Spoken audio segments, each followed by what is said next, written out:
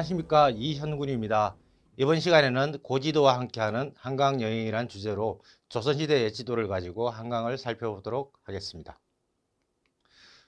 말씀드린 순서는 이제 한강이라고 하면 우리가 일반적으로 한양, 서울을 가로지르는 강을 한강이라고 생각하는데, 이 강이 시작점이 어딘지, 발원지에서부터 서울까지 오는 경로, 그 다음에 이 한강이 한양과 서울을 지나서 서해로 가게 되는데 어떤 경로로 서해 바다로 가게 되는지를 살펴보고요.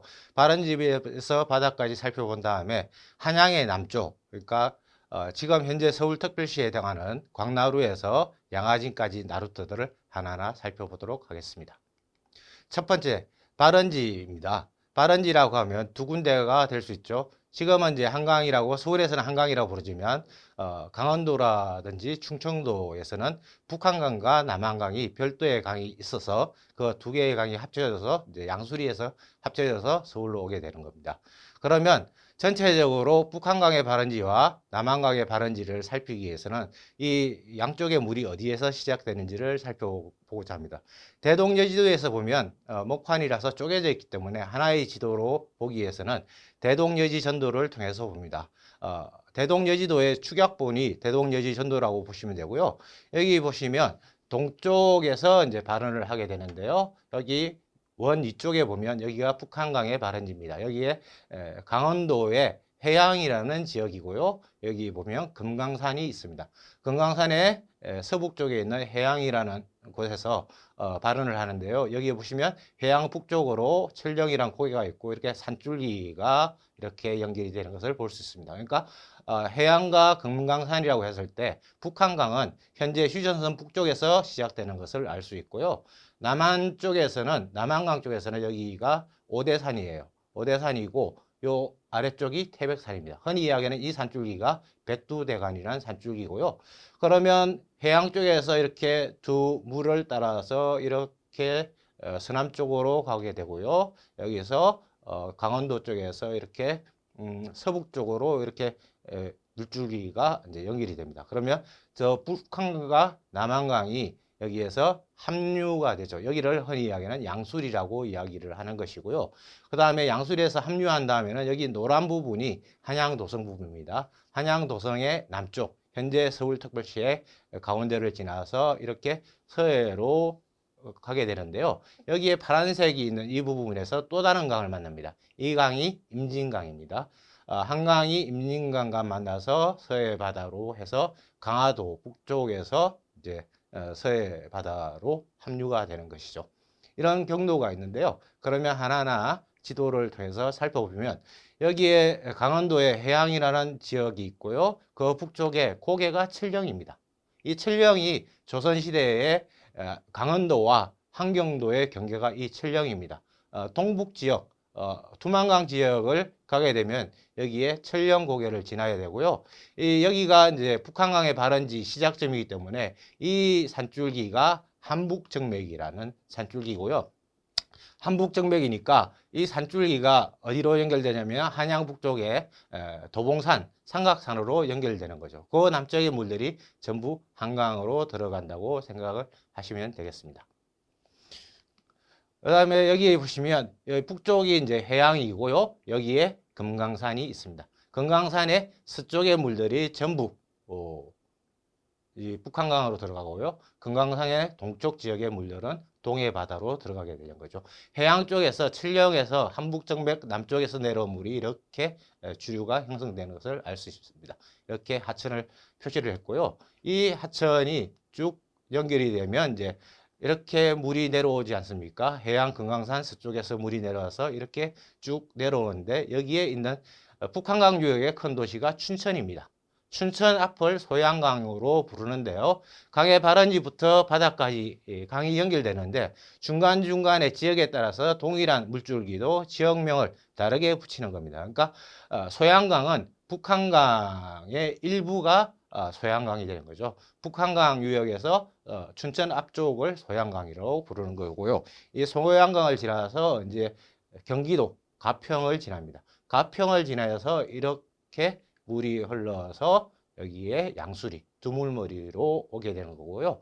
오른쪽의 하천은 남한강이 되는 거죠. 여기에 지명이 양근과 지평이라고 적혀 있는데 이 양근과 지평을 합한 것이 지금 양평이 됩니다. 그래서 두물머리에서 한양 도성 쪽으로 오게 되고요. 여기 섬들의 모습이 보이고 이게 이제 서쪽으로 가게 되는 건데요.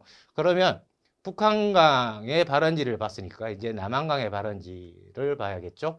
흔히 남한강의 발원지를 태백에 있는 금룡소로 이야기를 합니다. 여기가 금룡소라서 금룡소에 가게 되면 지형까지 표시를 했습니다. 여기서 금룡소에서 점점 낮아져서 도시를 지나서 지역을 지나서 서해로 간다는 표시를 했는데요. 사실 이 금룡소를 가보면 이렇게 물이 나오는 곳이 있는데 사실 이 금룡소는 대동제지도에도 금룡소가 표시가 되지 않고요. 1872년 지도에도 금룡소는 등장하지 않습니다. 그 이유는 1986년에 태백시에서 장소 마케팅 차원에서 여기가 남한강의 가장 긴 쪽 발원지다고 해서 새로 이제 공사도 하고 조경을 했기 때문입니다. 그래서 실제로 가보면 굉장히 모양도 이쁘고 물도 맑습니다. 이 금룡소의 물이 이렇게 내려가서 마치 용이 몸부림치듯이 내려간다 해서 금룡소라고 이야기했는데요. 이거는 1980년대에 태백시에서 붙인 이름이고요. 대동여지도의 엣지보다나 지리지에는 금룡소가 등장하지 않습니다. 그런데 이제 대동여지도에 등장하는 장소는 우통소입니다. 조선 후기 지리지의 대표적인 저자가 이주중환이고요. 이주중환이 지은 책이 택리지인데 택리지에는 남한강의 발원지를 우통수라고 이야기를 하고 있습니다. 우통수라고 이야기하고 있는데 우통수의 위치를 현재 위치를 찾아보면 아래쪽에 이제 오대산 월정사가 있고요. 월정사 올라가면 이제 상은사가 있습니다. 상은사 근방에서 우통수가 발원을 하는 것으로 대동여지대에 그려져 있고요. 비가 많이 왔을 때 상은사에서 월정사로 내려가는 물이 이런 형태로 쭉 흘러가고 있습니다. 이건 비가 굉장히 많이 온 장마철의 물줄기입니다. 그러면 대동여지도에서 우통수를 찾아봐야겠죠. 주로 이제 한강에서 이제 주로 한성부 남쪽을 이제 부를 때는 한양면수, 한양을 면하고 있다. 그렇게 부르기도 하고요. 서울이니까 경강, 서울격자를 써서 경강이라고 부르기도 하고요. 그리고 북한강과 남한강에서 하나 선택하라면 남한강을 주로 택리지에서는 한강으로 이야기합니다. 왜냐하면 북한강 쪽에 천령에서 해양에서부터 춘천까지는 인구 밀도가 그렇게 높지 않고요.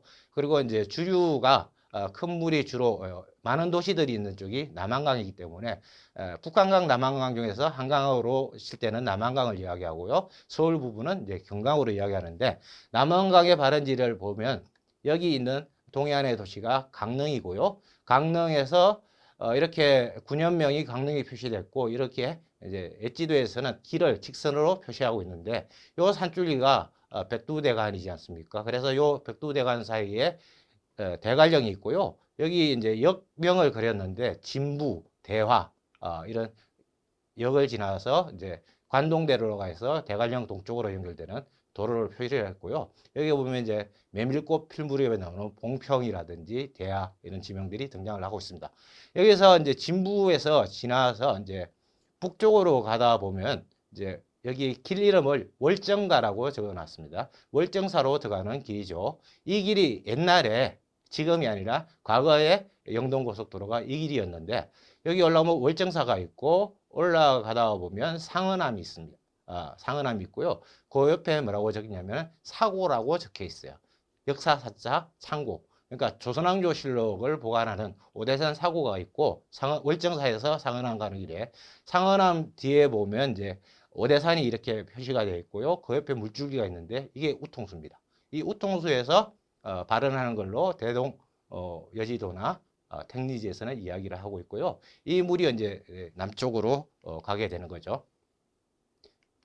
그래서 이 물이 남쪽으로 왔는데 또 다른 발원지로 지목하는 것은 충청도 쪽에서도 한강으로 유입되는 큰 하천이 있는 겁니다. 여기서 이게 문경세제가 있는 그 백두대간 라인이고요. 그 중간에 있는 중요한 산이 속리산이에요.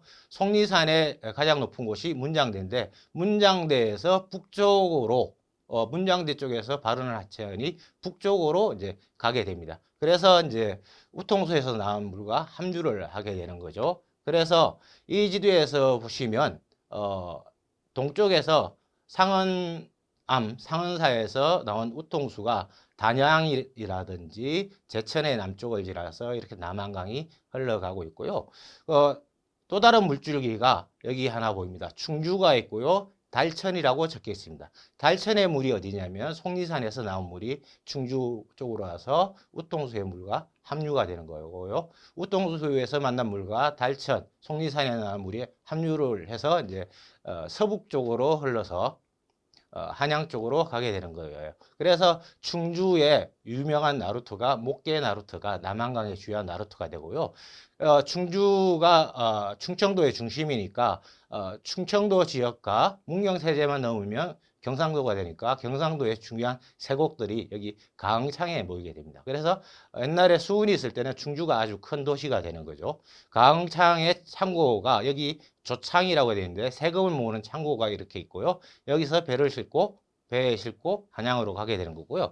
그 다음에 여기에 보시면 원주가 여기 있습니다. 그러면 원주는 강원도의 중심, 강릉과 원주가 강원도니까 원주에 강원도 감령이 있으니까 남한강 유역에 이제 중요한 세곡을 모으는 창고가 있어야 되겠죠. 그래서 요 앞에 있는 작은 지류, 원주 옆에 있는 하천을 섬강이라고 부르고요. 이 섬강과 남한강이 만나는 지점에 흥원창이라는 조세를 모으는 창고들이 있었죠.